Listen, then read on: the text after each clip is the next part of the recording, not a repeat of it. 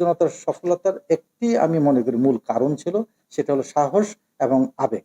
ছাত্রদের এই সাহস আর আবেগ যুক্ত হওয়ার কারণেই কিন্তু এই ১ মাসের এই আন্দোলনটা সফল হয়েছিল। না হলে এর আগেও অনেক বড়, বড় আন্দোলন ঢাকা শহরে হয়েছে। কিন্তু কোনো কিছু হয়নি। হয়নি কারণ সেখানে কমিটমেন্টের অভাব ছিল।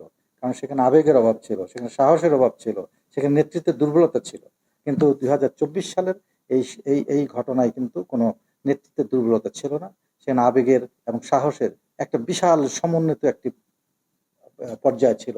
যার পাশাপাশি শেরপুরে বিগত দিনে রাজনৈতিক সকল মিথ্যা ও গায়েবী মামলা দ্রুত সময়ের মধ্যে প্রত্যাহার করা হবে।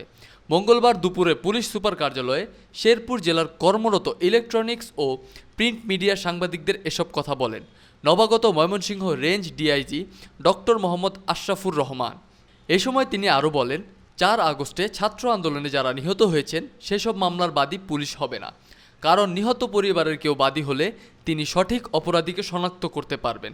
এছাড়া ৫ আগস্ট শেরপুর সদর থানায় অগ্নিসংযোগ, ভাঙচুর ও লুটপাট করা হয়। তাই শেরপুর সদরে পুলিশিং সেবা এখন অনেকটাই দুর্বল হয়ে পড়েছে।